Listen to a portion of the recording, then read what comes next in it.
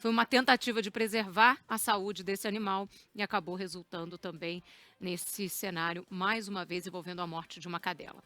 Vamos agora para o sul do Brasil. A Duda Romanha conosco, direto de Porto Alegre, porque tem frente fria chegando, trazendo geada, chuva mais uma vez para o sul do país. Duda, eu conversei agora há pouco com o pessoal da Climatempo que nos auxilia.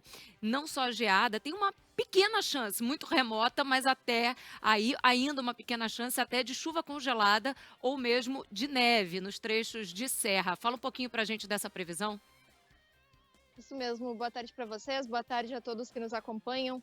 É o frio que a gente está acostumado, mas aí quando a gente fala de frio e de umidade junto, é óbvio que vem essa questão da neve, que a gente fala sempre no inverno aqui no Rio Grande do Sul, a Serra Gaúcha sempre muito movimentada durante esse tempo. É um turismo que a gente precisa, inclusive, agora depois dessa tragédia das enchentes. Mas vamos falar então do que a gente sabe que vai acontecer. É uma frente fria que está chegando junto com uma nova massa de ar polar, que deve trazer temperaturas muito geladas, principalmente para o sul aqui do Rio Grande do Sul, já começando agora. Amanhã também a gente deve ter temperaturas muito baixas, inclusive aqui em Porto Alegre. A região sul, parte da fronteira, da campanha e também da região mais central do Rio Grande do Sul, estão sob alerta do Instituto Nacional de Meteorologia para um frio extremo aí de menos de 5 graus, na verdade 5 graus a menos do que a média para esse período por aqui. E isso, claro, tem riscos à saúde se as pessoas não se cuidarem. Duas massas de ar polar devem influenciar, então, as temperaturas aqui no Rio Grande do Sul por mais de uma semana.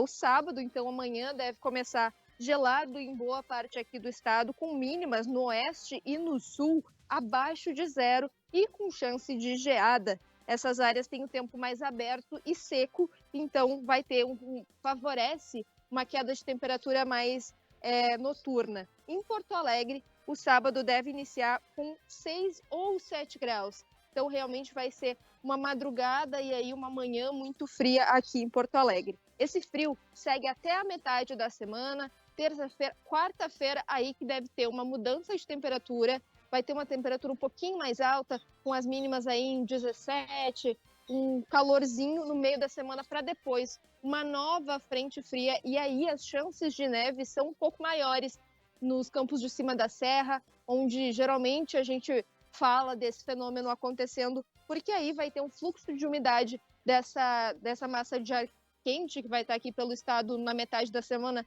se encontrando com essa massa de ar polar que está vindo da região sul, e aí sim, nos pontos mais altos do Rio Grande do Sul, a gente pode ter o fenômeno da neve. A gente fala de Caxias do Sul, também São José dos Ausentes, São Francisco de Paula, são as cidades que podem sim ter neve, e aí na semana que vem, no outro final de semana também. Esse final de semana a possibilidade é um pouquinho mais remota, mas no próximo, então, talvez realmente a gente veja a neve aqui no Rio Grande do Sul, porque as temperaturas tendem a baixar e muito. Volto com vocês. E em meio a esse frio todo, porque o inverno uma hora tinha que chegar, e chegou, né? Já com a segunda onda de frio mais intensa, com geada, como a gente observa. Na semana passada também, né? Uma onda, mas aí no comecinho da semana, essa alta na temperatura. Duda, ontem nós trazíamos aqui já as cidades provisórias, né? Que começaram a ser montadas, porque muitas pessoas ainda estão desabrigadas, ainda não puderam voltar para as suas casas, né? Ou mesmo começar essa reconstrução da vida. E a expectativa é de reabertura de outras 4, né? Isso, o governo diz que tem essa possibilidade, mas na verdade outras duas devem ser inauguradas ainda nessa semana que vem. Essas duas que já estão sendo organizadas, já estão em fase final de organização. Outra lá em Canoas e uma aqui em Porto Alegre, perto de um lugar que já é abrigo, que vem sendo abrigo desde o início das enchentes. Então essas duas a gente tem certeza. As outras duas aí o governo está analisando se vai ter necessidade ou não. A gente lembra quase 6 mil pessoas estão em abrigos aqui no Rio Grande do Sul ainda desde o início das enchentes, então vai dessa necessidade a partir da acomodação das pessoas que estão em abrigos nessas cidades provisórias que estão abrindo, né, esses centros humanitários de acolhimento, como são chamados, aí que vai se ver a necessidade, se tem necessidade então de ter mais dois, aí vão ser 5 entre Porto Alegre e Canoas, Thaís. É importante trazer essas informações, né, porque a gente falou aí de uma trégua na chuva, que era o que mais preocupava e atrasava essa reconstrução, mas fato é que a entrega de moradias para essas famílias que perderam tudo, ou mesmo prazos mais definitivos, ainda não estão estabelecidos, né? O trabalho ainda é muito grande e o momento é tão desafiador quanto, porque se a gente fala de temperaturas negativas, como tivemos na última semana, e pessoas que não estão em suas casas, em situações, né, desfavoráveis, é importante a gente trazer também esse cenário de preocupação do próprio Rio Grande do Sul de uma maneira geral. Em São Paulo, né, Renan, há projetos de atendimento exatamente para as pessoas que estão nas ruas, em situação de rua. São projetos que se repetem de acordo com a cidade, assim como a gente viu a Duda Romanha falando.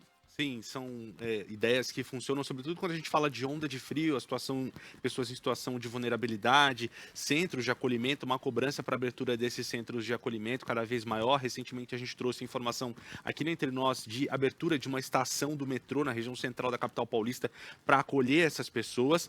E aí a gente, voltando aí para a questão no sul do país, né, Duda, a gente está falando desse trabalho que precisa ser feito imediatamente, o acolhimento dessas pessoas vítimas das inundações, agora a consequência da temperatura baixa. E um outro ponto que precisa ser levado em consideração também é o trabalho a médio prazo, ia dizer longo, mas talvez médio, que é o próximo ano, a próxima temporada de chuvas.